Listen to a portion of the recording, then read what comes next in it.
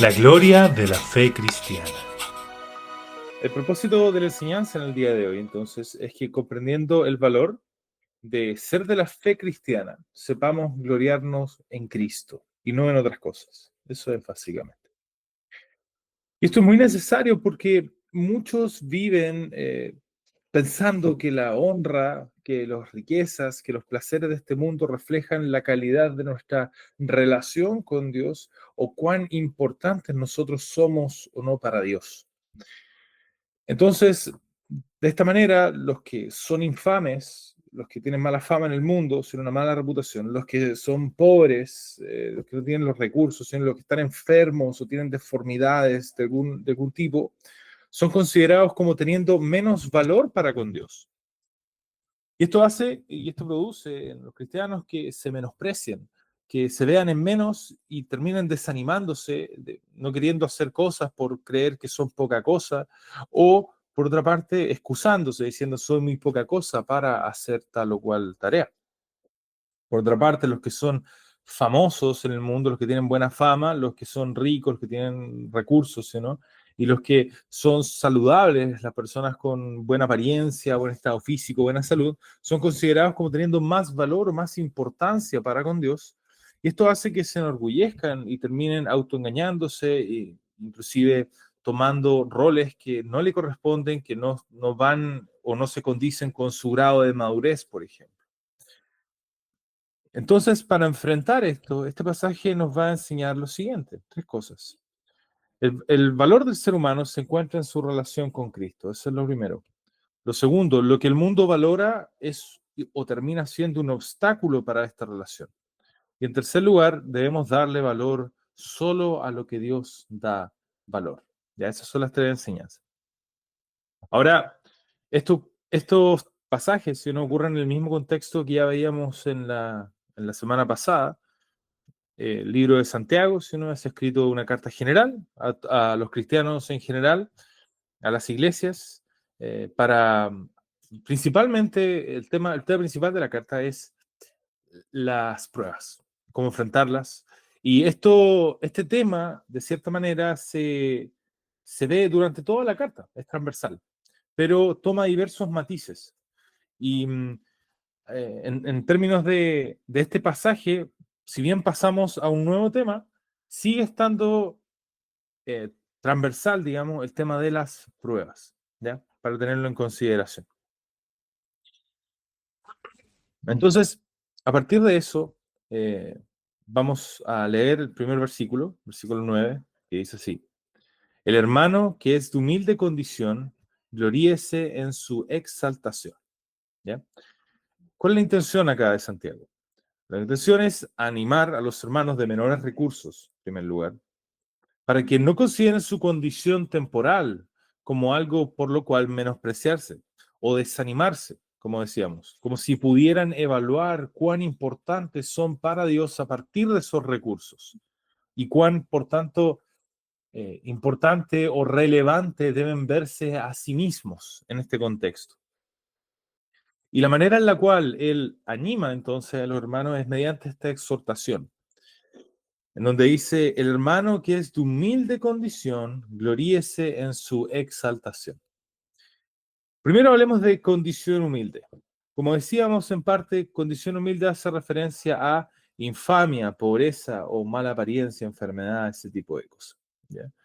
Entonces ahí podemos incluir a personas que de cierta forma fueron criminales a los ojos de la sociedad, ya sea por crímenes que cristianamente encontraríamos terribles o de repente por crímenes que son, por ejemplo, eh, no encontraríamos quizás como cristianos tan terribles, pero la distorsión de la visión del mundo de la justicia los llevaría a tener una mala reputación por eso.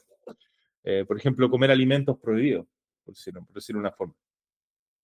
También ahí incluimos la pobreza, ya, escasez de recursos y también, bueno, nuevamente, mala apariencia, deformidades. Todo eso está incluido cuando se habla de humilde condición en este caso. No es solamente tener más dinero o menos dinero, sino que incluye todo.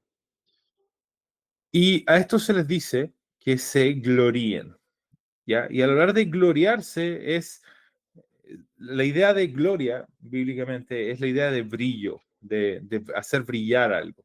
Y en este caso, gloriarse hace referencia a tener en alto, tener o considerar como importante, como valioso, y eso considerarlo como algo que se tiene, como que se tiene algo valioso, ¿ya? ¿Y qué es lo que se tiene que es valioso? Su exaltación, ¿ya? Entonces, ¿a qué se refiere Santiago cuando habla de una exaltación en este contexto? Se refiere a esa escalada que tienen los cristianos, especialmente los que son de menores recursos o tienen de condición humilde, como dice acá, tienen una escalada en estima en la fe. Entonces, los que eran nada, por ejemplo, a los ojos de las religiones del mundo, los que eran menos, ahora son amigos de Dios en Cristo, ¿ya? ¿Quién es el mediador? Y esto los deja en igualdad con reyes, con todo el resto de personas en la fe, porque no hay como super cristianos. Por otra parte, los que eran nada a los ojos de los académicos, ahora son sabios en Cristo, que es el más sabio de todos. La Biblia dice que es más sabio que Salomón mismo. Y los que eran nada a los ojos de la sociedad mundana, ¿ya? Carentes de autoridad, poder, ahora son príncipes en Cristo, el Rey de Reyes. Entonces, de esa manera se habla, y esto es lo que se le exhorta a hacer, a gloriarse entonces en su exaltación, en esa escalada de estima que tienen los cristianos. Y esto nos va a llevar al primer punto. El valor del ser humano se encuentra en su relación con Cristo. Y esto lo vemos en lo siguiente. Si los humildes son llamados a valorizarse en base a su exaltación en Cristo, entonces su valor ¿en dónde se encuentra? En su relación con Cristo. No se encuentra en las cosas con las cuales llegan a la fe. ¿Me entiendes? Y esto contradice esta noción de que su valor para Dios depende de sus recursos, de las cosas con las cuales llegan, las cosas que tienen, ya sea por herencia o por sus trabajos, etcétera. Y esto lo vemos en muchas partes en la Escritura. Vemos cómo Dios toma a Abraham, por ejemplo, que no era nadie, y lo convirtió en un gran patriarca, padre de naciones. Él era viejo, les dio hijos. Entonces, es Dios el que se encarga de los recursos. Es Dios el que realmente tiene valor en toda esta historia. Dios toma a Israel, que no era nada entre las naciones, la convierte básicamente en una nación invencible. Claro, mientras fue obediente, fue invencible. Y ahí vemos, por ejemplo, cómo Dios derribó los muros de Jericó y eso no fue en base a los recursos que tenía Israel. Dios hizo relevante al pueblo de Israel por su propio poder. Gedeón también, que iba a ir con un gran ejército y Dios le dijo, no mucho, mucha gente, y yo no quiero que se atribuyan el poder nuevamente. Es Dios quien hace relevante a las personas. Las personas no son relevantes por sus recursos. Inclusive Dios hace sabio al sencillo, nuevamente.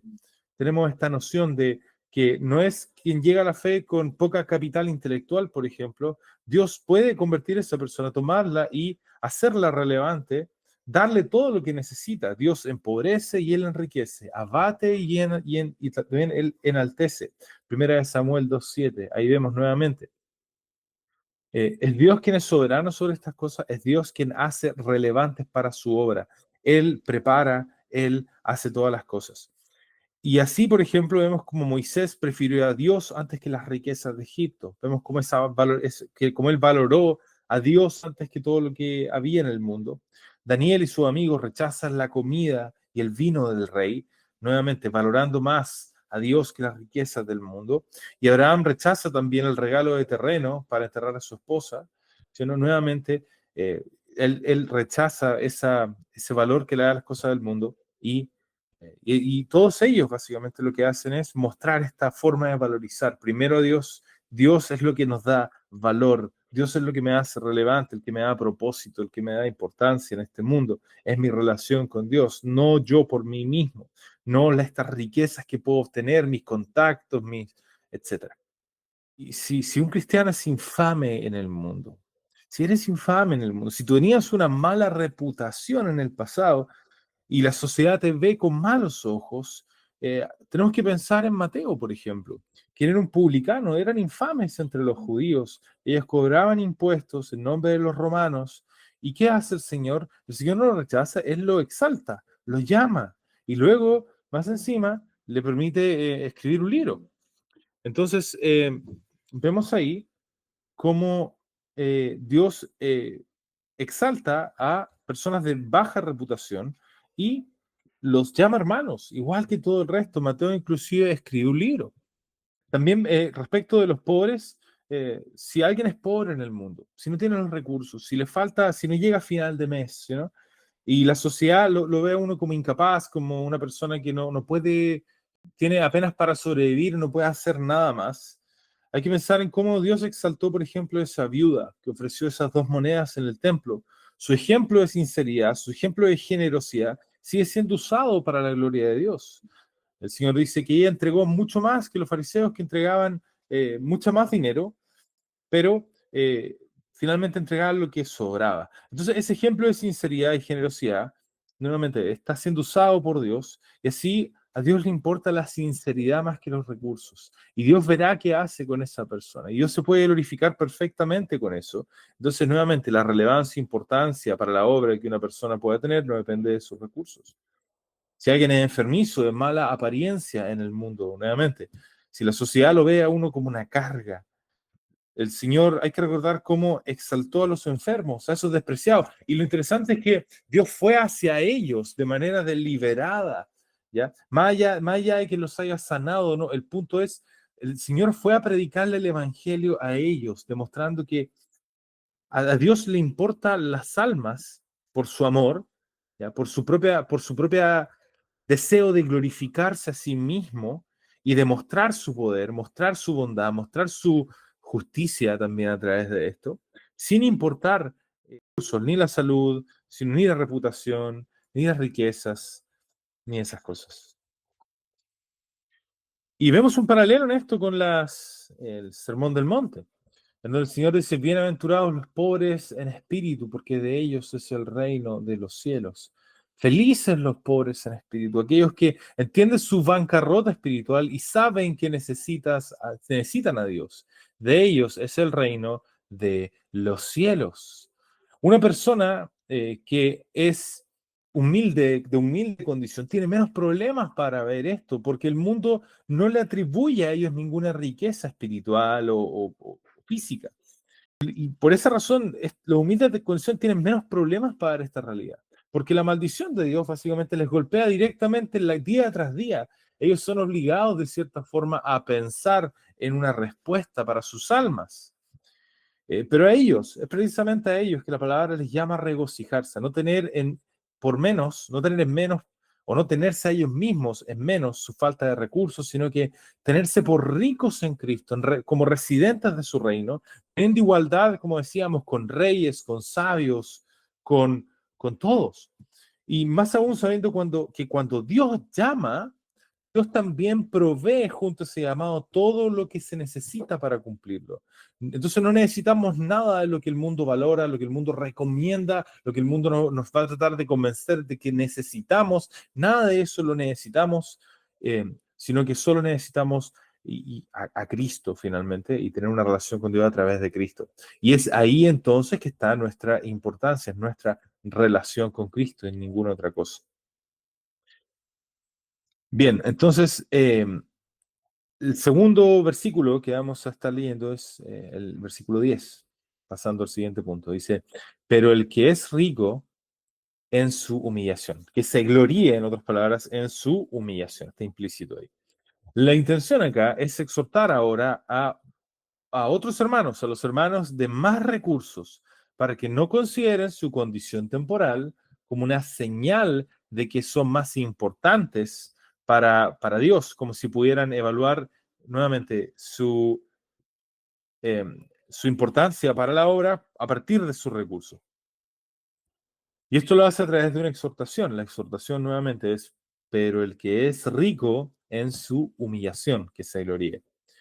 El que es rico, nuevamente, aquellos que tienen fama, aquellos que son respetados por todos, aquellos que son conocidos por todos, aquellos que de cierta forma aparecen y generan sonrisas y un deseo de acercarse y de conocer. Aquellos que tienen riqueza, aquellos que tienen muchos recursos que tienen plata de sobra, por decirlo de alguna forma. Y aquellos que son hermosos, aquellos que son bonitos, aquellos que son modelos, aquellos que son eh, que tienen lo que hoy día se llama el pretty privilege, el privilegio de ser bonito. Y nuevamente, a eso se le llama ahora a humillarse, ¿ya? O a gloriarse en su humillación, perdón. A gloriarse en su humillación. Se asume que hay una humillación cuando se llega a la fe. Y esto, en vez de una escalada en estima, hay una baja en estima que tienen en la fe. Una baja que es comparativa, porque en el mundo eran básicamente idolatrados. Y acá en la fe nadie es idolatrado. ¿Ya? Nadie es tenido por más importante de lo que deben ser, sabiendo que la valorización o el valor que las personas tienen está en su relación con Cristo y no en los recursos que tienen. Y por tanto, que tengas muchos recursos, tu valor va a seguir estando en tu relación con Cristo. Entonces, hay una baja en estima. Entonces, ahora, los que eran grandes a los ojos de los religiosos del mundo, aquellos que eran vistos como más piadosos en las religiones del mundo, ahora son meros pecadores redimidos por Cristo, al igual que todo el resto. ¿Ya? Personas indignas de algún tipo de alabanza en cuanto a su integridad moral. Por otra parte, los que eran grandes a los ojos de los académicos del mundo, ahora son llamados necios, iluminados por Cristo. Ya, personas que tienen que renovar su entendimiento, de cierta forma, nacer de nuevo en su entendimiento también. Tienen una necesidad de reformar todo lo que saben. Son personas que no merecen alabanza por su sabiduría que traen del mundo, sino que merecen o deberían reformar su entendimiento, refundamentarlo en los principios bíblicos. Y por último, los que eran grandes a los ojos de la sociedad, aquellos que eran poderosos, que podían hacer lo que querían, básicamente, o eran vistos con buenos ojos en ese sentido también. Ahora son meros servidores, son meros esclavos liberados por Cristo, igual que todo el resto.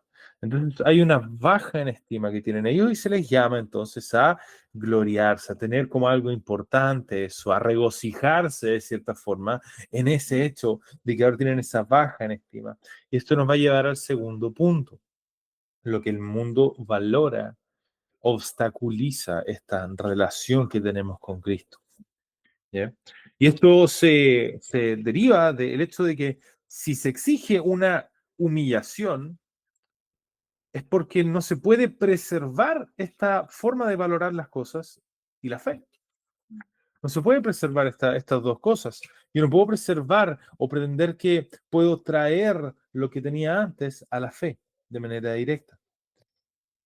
Y esto tenemos que entenderlo de esta forma. ¿Ya? No vamos a indagar, otro día vamos a indagar en el fundamento de esto, pero el asunto es que los cristianos y los mundanos coinciden en valorar algunas formas externas.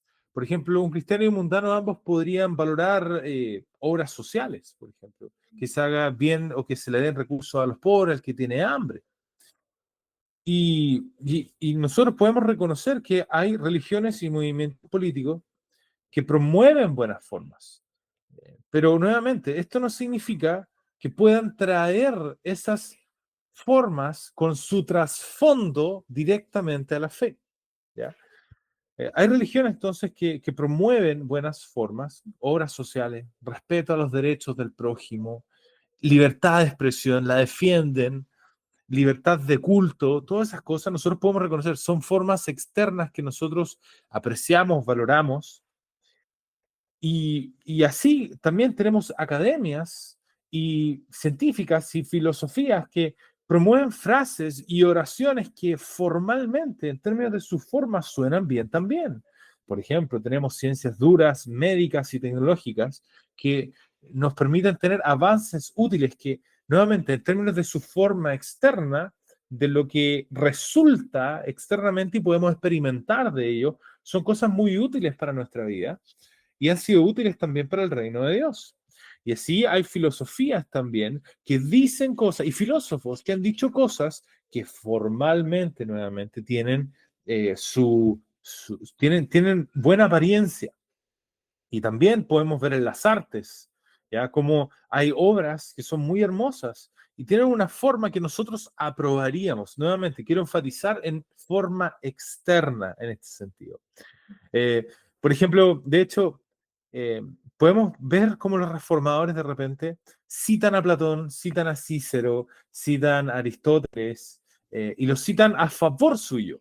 Pero esto no significa que ellos estén trayendo junto a esa frase propiamente tal todo el contexto, todo el trasfondo filosófico que está cargando esa frase, sino que solamente la forma externa, que es utilizada para ahora fines redimidos, fines cristianos.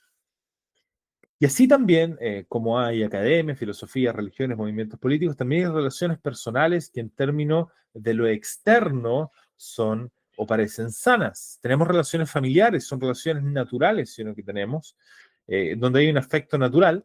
Y también tenemos amistades, hay proleos también, todas esas relaciones que pueden parecer o que pueden tener una forma externa sana. ¿Ya? Puede haber armonía de cierta forma en estas relaciones, relativamente hablando. Y en ese sentido podríamos decir que es algo muy lindo, todas estas cosas. Ahora, la pregunta es, ¿cuál es el problema, si son tan lindas estas cosas, con traerlas a la fe cristiana de manera directa? El problema es este: lo que no es de fe es pecado.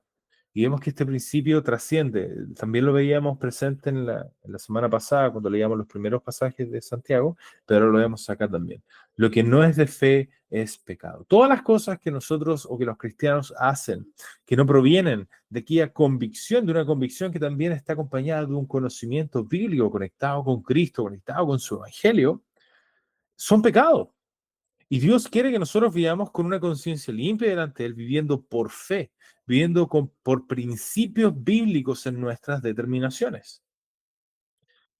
Así entonces, un cristiano y un mundano pueden hacer externamente una misma obra social y luchar por el respeto de los derechos del otro, por la libertad de culto, pero Dios, que ve los corazones, solo aprueba uno de ellos, mientras que reprueba el otro. Ya, lo que tenemos que entender y lo que tenemos que tener en consideración en este punto es que el propósito del ser humano es glorificar a Dios. ¿Ya? ¿Qué significa eso? Significa, por una parte, obedecer a Dios y amar a Dios. Y esta obediencia y este amor es algo sincero que se disfruta de cierta forma, con conocimiento.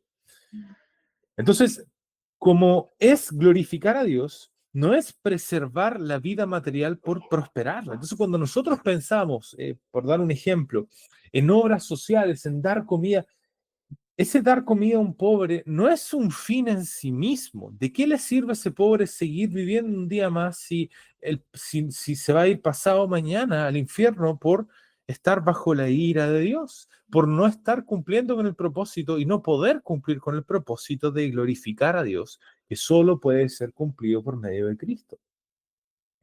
Entonces, el propósito del ser humano es glorificar a Dios, no preservar la vida material por prosperarla, solo por prosperarla, como si fuese un fin en sí mismo. Así entonces es el que hace el bien, pero no lo hace por la causa de Cristo y conforme a la palabra, está pecando. Finalmente está pecando. Y por eso no se puede traer esto a la fe, sino que hay que repensarlo y redirigirlo desde la fe ahora.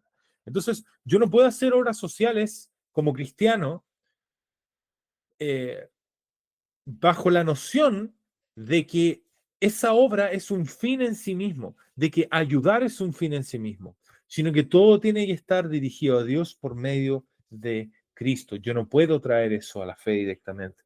Por tanto, no puedo preservar mi valor ante el mundo y mi valor ante la iglesia, ante Cristo, en ese sentido.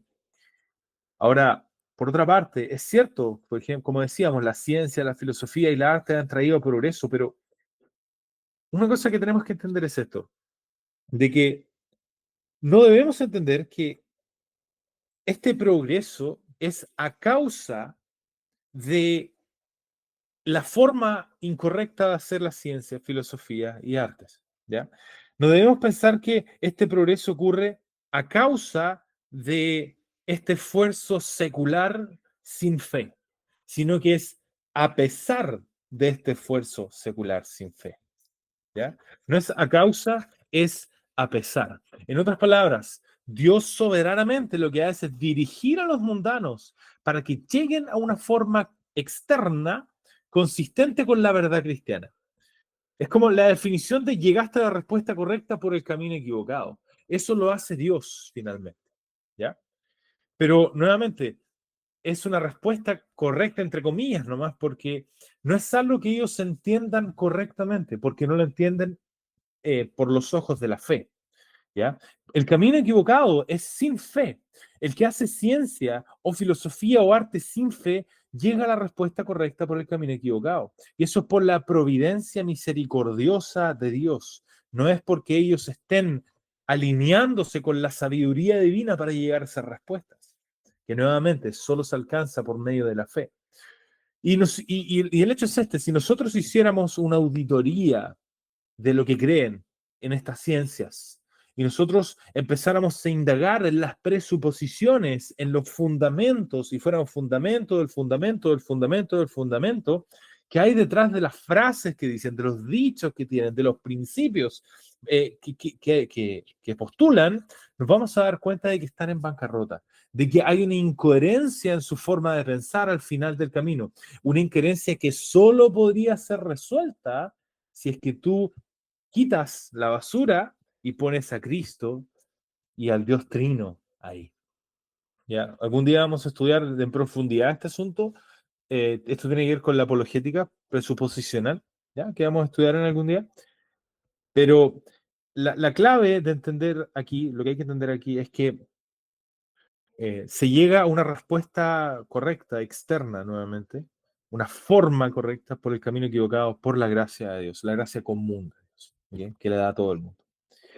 Por último, es cierto que Dios nos da relaciones muy significativas. Somos papás, somos hermanos, somos amigos, somos jefes, etcétera. Y tenemos jefes, pero nuevamente, estas son relaciones naturales que deben encontrar su lugar también desde la fe. Entonces, y esto lo entendemos así, Dios restringe a las sociedades para que estas relaciones puedan desarrollarse de manera externa, de tal forma de que no nos hagamos daños. Es un afecto natural, ese afecto natural que Dios da permite que estas relaciones se desarrollen nuevamente de manera externa o formalmente bien. Pero la palabra deja claro que no debemos tener comunión espiritual con las tinieblas, con aquellos que no son cristianos. Entonces, si mi familia no es cristiana, yo no puedo tener comunión espiritual con ellos por mucho afecto que yo tenga con ellos. Y porque en Cristo queremos hacer las cosas desde la fe, mientras ellos no quieren hacer las cosas desde la fe. Y el punto es, la fe es central en todo esto. Es completamente central, es nuclear de todo lo que hacemos. ¿Ya? Entonces, mientras nosotros lo hacemos por la fe en Cristo, el mundo lo hace por sus ídolos, ¿ya? Que puede que no tengan una forma visible, clara, formalizada, pero ahí están. Por eso no podemos tener esa comunión espiritual y eso implica, de repente, poner límites a la relación. Y el Señor dice, ¿quién es mi padre? ¿Quién es mi madre? ¿Quiénes son mis hermanos? Los que hacen la voluntad de Dios. Bueno, ¿quién es mi madre? Dice, ¿quiénes son mis hermanos? Los que hacen la voluntad de Dios. Por esto, no se puede traer esto a la fe. No se puede valorar las cosas de la misma manera, eh, sino que se deben reenmarcar las relaciones conforme a la palabra. ¿Ya? Significa poner límite y tener una actitud evangelística hacia aquellos que no conocen a Cristo. Entonces, nosotros de cierta forma nos ponemos en una posición distinta, ya no nos incluimos de la misma manera que antes con nuestra familia. Tenemos que tener esa separación eh, espiritual con ellos. Familia incrédula estamos hablando. Y lo pongo por ejemplo, pero esto aplica para las amistades y para todo el resto, ¿sí, no? Que, entonces lo que se nos manda a hacer es poner ese límite espiritual de tal forma de que podemos tener una buena relación, podemos soportarlos cuando tengan problemas, podemos apoyarlos materialmente. Lo que no podemos hacer ahí es entonces eh, idolatrar junto a ellos, básicamente. Disfrutar las cosas, no para la gloria de Dios junto a ellos, sino para la gloria de esos ídolos. Y eso nos va a llevar nuevamente a tomar una actitud evangelística frente a ellos. Si vamos a compartir con ellos, si vamos a estar con ellos en esas instancias y situaciones, hey, o sea, tengamos un propósito claro, tengamos un propósito que sea para la gloria de Dios. También, y sea esta agenda también visible, aparente. ¿sí, no? De tal forma de que es sumamente claro que nosotros no estamos participando en su idolatría, para no hacerlos tropezar tampoco, para que no vean una cosa de manera incorrecta. En resumen, entonces, no podemos traer la gloria de aquellas buenas obras. ¿Por qué? Porque fueron hechas sin fe y por tanto eran pecado. Y si fueron buenas, fue a pesar de esta falta de fe. Y por tanto, nuevamente, tenemos que aceptar esta humillación. No podemos traer el conocimiento de aquellos diligentes estudios que hicimos o que hicieron otros eh, y que nosotros usamos como apoyo, porque fueron hechos sin fe y por tanto están corruptos en su contenido. Deben ser limpiados. Y si fueron útiles, nuevamente fue a pesar de esta falta de fe, no porque ellos tuvieran algún valor.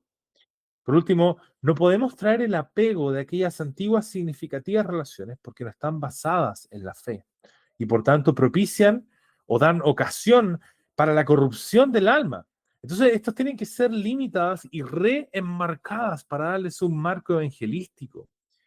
Y si fueron beneficiosas, nuevamente, fue a pesar de esta falta de fe, por la gracia de nuestro Dios que restringe todas las cosas y les hace cooperar para el bien de aquellos que le aman, lo que llamamos providencia especial de Dios. ¿Ya? Y tenemos el ejemplo de Pablo en esto, por ejemplo, que él dice, eh, y él se exaltaba en su humillación cuando él dice que todo lo tenía por basura. ¿Por qué? Por el conocimiento de Cristo. Y esa es la actitud que nosotros también debemos tener respecto de estas cosas del mundo, las cosas que pensábamos tener en el mundo y que eran valiosas. Entonces, nuevamente, el punto el clave aquí es que el mundo llega a buenas formas a pesar de su falta de fe. ¿Ya? Y el punto es, ellos tienen un mal trasfondo. Entonces es por esta providencia misericordiosa de Dios, por esta gracia común que llegan a esta buena forma y no podemos entonces darle valor a esas formas eh, por su contenido, ¿me entiendes? Tampoco podemos también, estrictamente hablando, estar agradecidos a esas personas propiamente tal por sus méritos de alguna manera, sino que principalmente, primariamente, tenemos que estar agradecidos a Dios por su gracia común que permitió esos avances, permitió esas relaciones, permitió esas buenas obras, a pesar del corazón corrupto del ser humano. Entonces, traer ese trasfondo sería un obstáculo para la fe, por tanto. Sería un obstáculo. Uno no puede traer el trasfondo de esas cosas. Y las personas que traen ese trasfondo tienen que pasar por todo este proceso de santificación. Y a veces se meten en problemas por la misma razón, porque están plenamente persuadidos de esas cosas que traen del mundo. Y ahora cuesta mucho por ese apego que tienen, ese compromiso que tienen a estas creencias, quitarlas de ese marco. Ese trasfondo está plagado de idolatría y no debe ser traído a la fe, tiene que ser revaluado conforme a la palabra. Por eso entonces el rico debe gloriarse en su humillación, no amargarse como si hubiera tenido algo valioso antes, sino que gloriarse en su humillación. Tener todo lo que era por basura para abrazar ahora la fe en Cristo. Y esto nos lleva al último punto. Vamos a leer entonces el final del versículo 10 y el 11. Dice, que habla del hombre rico, ¿no? Porque él pasará como la flor de la hierba, porque cuando sale el sol con calor abrasador, la hierba se seca, su flor se cae y perece su hermosa apariencia. Así también se marchitará el rico en todas sus empresas. La intención acá de Santiago es afirmar entonces los corazones de los hermanos y que es una necesidad, es una necedad, perdón, es algo necio humillarse o gloriarse dependiendo de las riquezas, ¿ya? Dependiendo de las riquezas. Y el medio que usa para esto es dar una razón, dar la razón por la que es necio esto y luego una ilustración para reforzar esta razón. Entonces, primero vamos a ver la razón. La razón es, o el principio que plantea, es porque él pasará como la flor de la hierba. Él hace referencia a este hombre rico que se gloría en su riqueza. No está hablando del hombre rico que pasa la fe y se gloría humillación, sino que aquel que se gloría en su riqueza.